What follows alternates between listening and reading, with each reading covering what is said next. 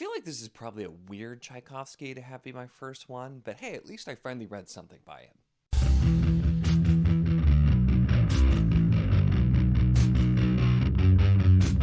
Hello and welcome to my channel. In this video, we are going to be talking about And Put Away Childish Things by Adrian Tchaikovsky. Yes, this is the first one that I've actually read from him. I was at my library and I saw they had this and I'm like, oh, I remember hearing about this. And it's pretty short, and so I figured I'd just pick it up and, throw it right in and give it a read. And I did, and I had an enjoyable time with it. Now this is, it's a novella, and I've heard that he does some interesting things sometimes with novellas versus his novels. But this one is a little bit weird because it's, and you can see there's a wardrobe on the front and like a forest.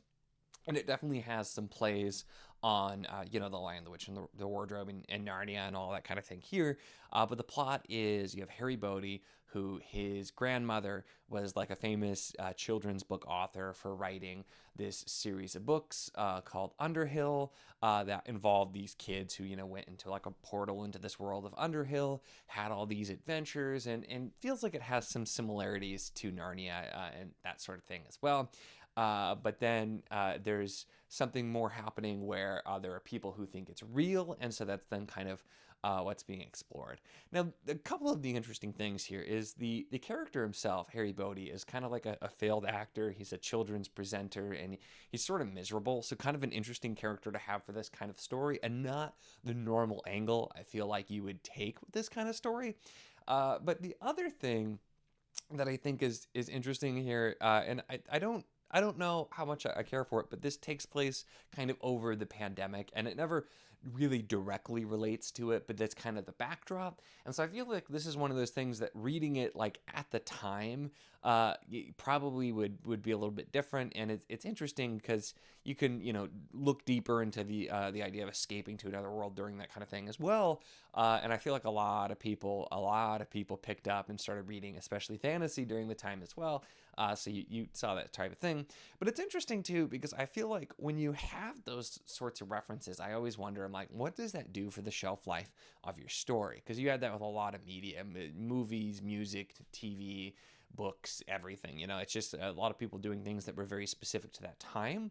And I just wonder, although people who went through it, that's going to be kind of ingrained, but like, how well is that going to really stay? Because you think about the things that were kind of normal way back, we people talk about how weird it is that there were like nuclear bomb drills in schools and things like that and stuff like that. So it's just like there's some of those things that it makes something feel instantly dated. So I do wonder in how many years this will feel dated.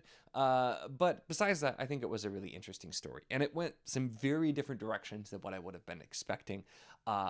In a lot of ways, which I think is from the kind of the basis is pretty clear. So without going into spoilers, it just kind of dissects the whole idea of a portal fantasy, the idea of that sort of thing, and also just, kind of like imagination and a lot of these other things as well. And it does a really interesting job looking at kind of the complexities of that in a pretty short amount of time. The big thing here, though, that made me enjoy this book the most and has me really curious to try more of his stuff, even though I know this is probably going to be pretty different from the average Tchaikovsky, is just kind of the narrative voice. The narrative voice here I thought was really fun, and it had just like kind of a great wit and fun to it, while also being serious and also having like nice prose, and it's really well written and manages to keep this sort of like sarcastic but fun tone through quite a lot of it. And there are a couple of like particularly almost like somewhat silly lines and that type of thing. And just like fun ones where it's almost like a much more serious Douglas Adams. And I say that because I don't really want to compare this to Douglas Adams, because it's not at all. But there are a couple of lines that just kind of feel like they go that route, but a much more serious, where like Adams is about as far on the absurd as you could get. And this is more like satire, but not like that far. So it's just some fun lines and some fun things, but it really kept me engaged and made the narrative voice very fun. I read some parts of this using fun British accents naturally to my daughter as well. And so I feel like that was just kind of fun doing it and like figuring out what everybody would sound like with it as well. But so I think it's interesting, and that's really what stood out the most to me, because I enjoyed this. There were some things, like I said, I think with having that sort of the backdrop of the pandemic is something that's gonna instantly date something and make something feel like it's older, and not super fresh. And there were some things that were just like a little bit on the nose for me with some of the references and similarities to some other works, which were very intentional. Don't get me wrong.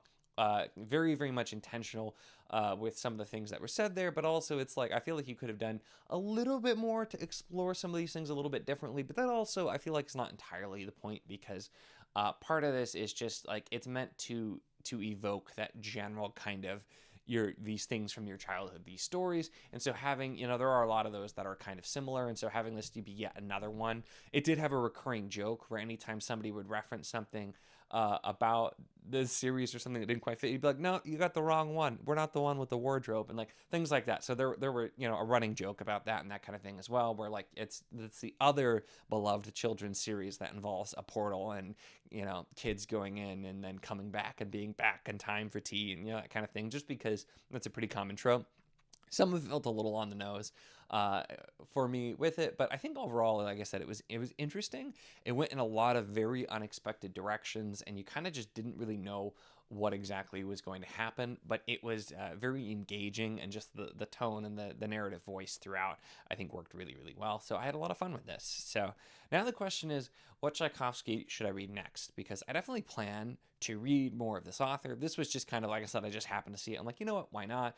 But I know he's got some well-known sci-fi and some well-known fantasy. Definitely stuff that I plan to get. But if you've got an opinion, let me know in the comments which Tchaikovsky I should read next, and or your thoughts on this one. That's really all I have on this one, though, so make sure to give the video a like if you enjoyed it. Check the links in the description, as always, for the Patreon if you want to support what I do, as well as the Wizardly Enclave Discord if you want to chat books, whether this book, other books, really anything at all. It's a lot of fun, and we'd love to have you.